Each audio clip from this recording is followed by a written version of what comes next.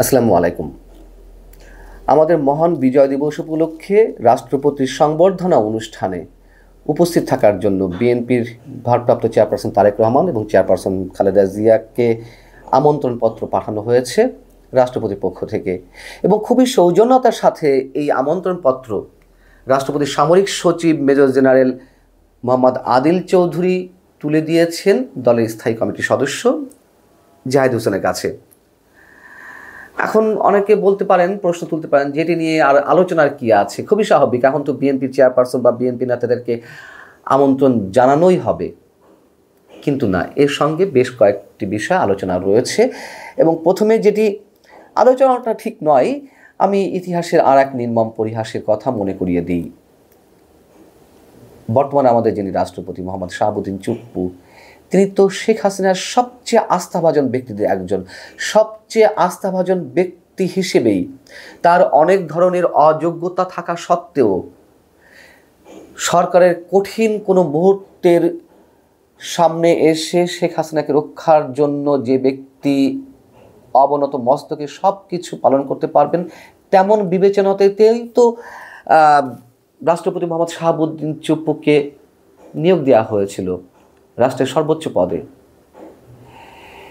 শেখ হাসিনার সেই প্রিয় আস্থাভাজন ব্যক্তি এখন আমন্ত্রণ জানাচ্ছেন, বা তাকে আমন্ত্রণ জানাতে হচ্ছে বিএনপির চেয়ারপারসন খালেদা জিয়াকে এবং তারেক রহমানকে। এটি ইতিহাসে নির্মম পরিহাস। এমন নির্মম পরিহাস শেখ হাসিনার ক্ষেত্রে এর আগেও অনেকবার দেখা গেছে।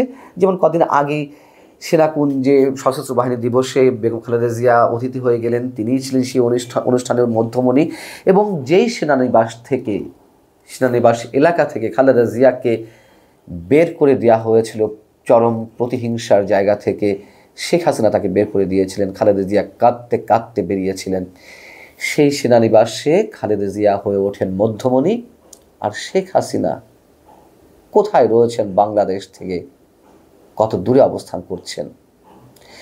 ঠিক তেমনই আরেকটি ইতিহাসে নির্মম পরিহাস আমরা দেখছি। সেই রাষ্ট্রপতি তাকে আমন্ত্রণ জানিয়েছেন। যাই হোক, কিন্তু রাষ্ট্রপতি আমন্ত্রণ পত্রের সঙ্গে সঙ্গে আমি কয়েকটি প্রশ্ন তুলতে চাই। সেটি হচ্ছে যে, তারেক রহমান তো এই মুহূর্তে বিদেশে রয়েছেন, তাহলে তার নামে আমন্ত্রণপত্র কেন? এটি কি শুধুই সৌজন্যতা, নাকি বিশেষ কোনো কারণ রয়েছে? এটা তো জানা যে তারেক রহমান এই দেশে নেই। তারেক রহমান বেশ কিছু মামলা মাথায় নিয়ে বিদেশে ফেরার জীবনযাপন করছেন। তাহলে তাকে কেন আমন্ত্রণপত্র পাঠানো হলো?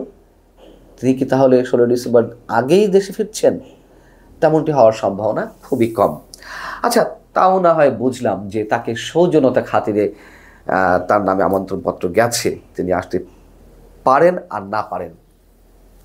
কিন্তু সবচেয়ে গুরুত্বপূর্ণ প্রশ্নটি যদি তুলি, তিনি তো এখনো পর্যন্ত আদালত কর্তৃক দণ্ডপ্রাপ্ত একজন আসামি।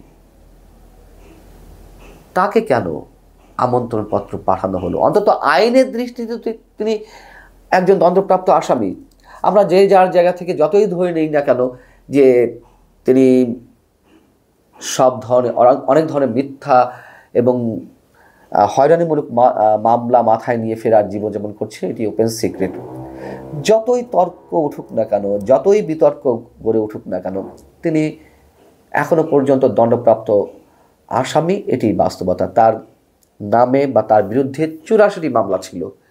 আমরা খুব সহজেই চোখ বন্ধ করে বলে দিতে পারি এগুলো অধিকাংশ কিংবা সবগুলোই হয়রানিমূলক মামলা বা মিথ্যা মামলা।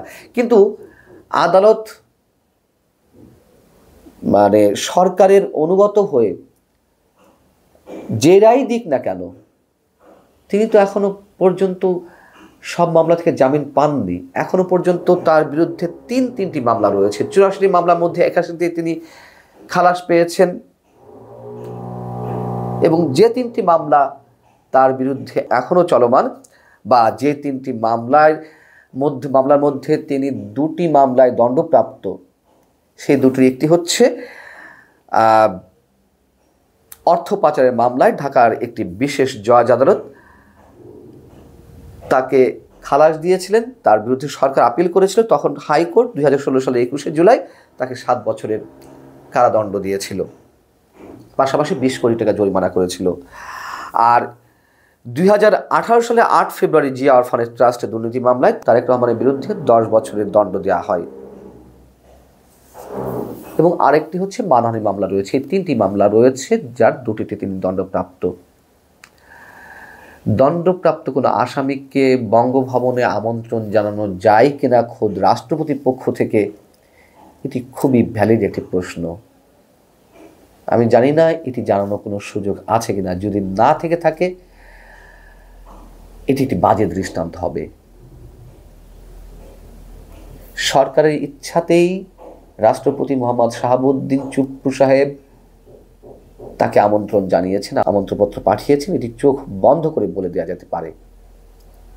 তাহলে সব ধরনের আইনকে কি সরকার বৃদ্ধাঙ্গুলি দেখাচ্ছে, নাকি প্রতিহিংসার জায়গা থেকে সব কিছু করছে, নাকি বিশেষ কোনো চাপে এগুলো করছে, নাকি লোক দেখানো কাজ করছে? এমন অনেক প্রশ্নই উঠতে পারে। তারেক রহমানকে আমন্ত্রণ না জানালে এমন কোনো বিতর্ক বরং উঠতই না। আল্লাহ হাফিজ, ভালো থাকুন সবাই।